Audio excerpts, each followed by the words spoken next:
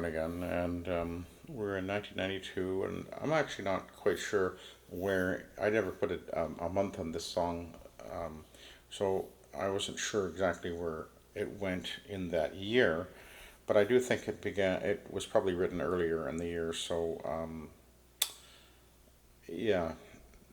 This song is called "We Must Learn to Love Again," and it's about forgiveness. And one of the things that I was aware pretty early on was that I really needed to learn to forgive for all the things that had been done and said and whatever, because I didn't want to go through the rest of my life with feelings of bitterness. And I hope that, you know, with what I'm sharing here, I hope that bitterness isn't something that is in anything that I've been saying or writing here. This has been something. I mean, there was times when I was certainly angry about things that had happened. In fact, this is a good moment to share one thing that I think was the angriest moment that I ever had in the whole scenario was. I can't remember exactly when this occurred, but what happened was we'd been. I think it was actually in '91, just after we separated. This was the last time we separated. Anyway, in August or so. And what happened was um, I had made an arrangement with my wife to go over to the house and to pick up some items of mine. I said, well, I'll come over and I want to take some, a couple of things that are mine. For one thing, I wanted to take was the stereo that I had owned before we got married, and I wanted to take that and a couple of other things too. Nothing dramatic or anything, but anyway. And she said, "Okay, that's fine. You can come over one evening." And I went, I grabbed my brother-in-law who was around, and we hopped into my van and we went over to what was our house, but was where she was and everything. And I got there and she wasn't there, which was got me a little annoyed because we had an appointment and everything. And then I discovered that my key, and this was just probably within a month of us separating, I think, come to think of it now. And then I just when I discovered that my key wasn't working in the lock. Turned out that one of my friends, who was a locksmith, had, and then he lied about it, had, because I asked him, and they, oh no, I didn't do it. And then later on he admitted he did, but anyway, these things happen. But anyway, so, and I was like really, it's like, it really got to me. I got mad. Anyway, I went around to the back of the house and turned out that one of the windows was not locked.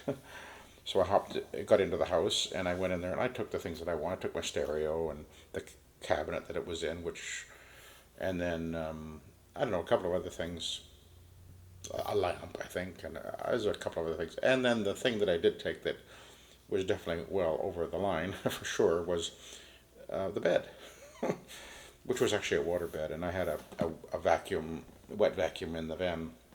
We were able to suck the water out, and I dismantled it pretty quickly because you could break them down pretty quick. So I actually took the bed as well. So and then I left. So that meant that when she got back later on, I guess, it would have been very shocking for her, and obviously it was a very wrong thing to do. And I realized that within a week or so. I thought, oh man, what did I do? That was really, really wrong. And I called her up and I said, look, I'm sorry, I shouldn't have done that. And I just said, I'll bring everything back. And I did within a day or two, I think, after I phoned her back and said, I was wrong, I'm sorry, I should have done that. And anyway, so I took everything back and I said, when I brought it back, I said, look, I said, you can have absolutely everything. I want nothing. I took only thing I took was I said, I just want one thing. It was a table lamp, which I had bought at a drugstore or something, and it was like a little pagoda, Chinese or Japanese pagoda thing with a pewter, and I had put a new shade on it and put the new wire in it and everything and stuff like that, because it was just the actual. It was a piece of junk till I fixed it up. I said I just want that because I think it's cool. And that's the only thing I took from everything that we owned. And I said, I'm sorry, I shouldn't have done that. I was wrong, and that was the thing. And I guess in a way it kind of shocked me that I found that there was this anger in me, which is understandable, I guess, but not right. So anyway, this song is called "We Must Learn to Love Again," and I realized fairly soon after that that I really needed to learn to forgive her for everything that she had said and everything she had done, and so I hope that. And it's a process. It doesn't like I'll forgive you and then it's done. It's a process. Here we go.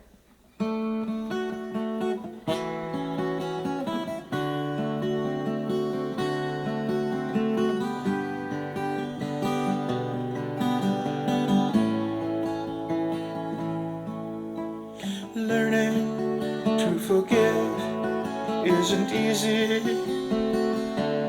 but it's something we must learn to do. Bitter, hardened feelings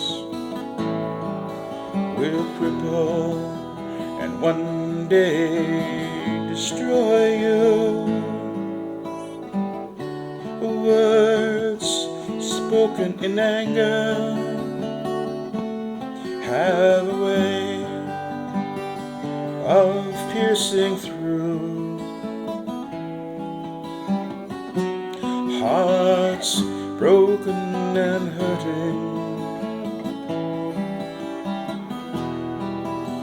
are all around you. We must learn to love again. We must learn to trust.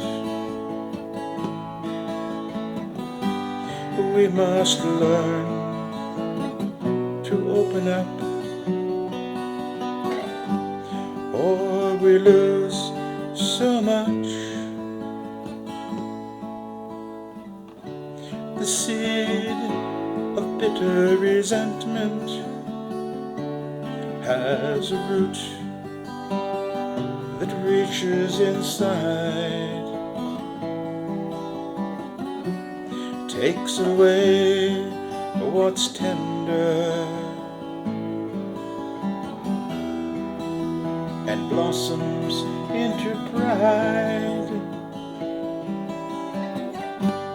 We must learn to love again. We must learn to trust. We must learn to open up,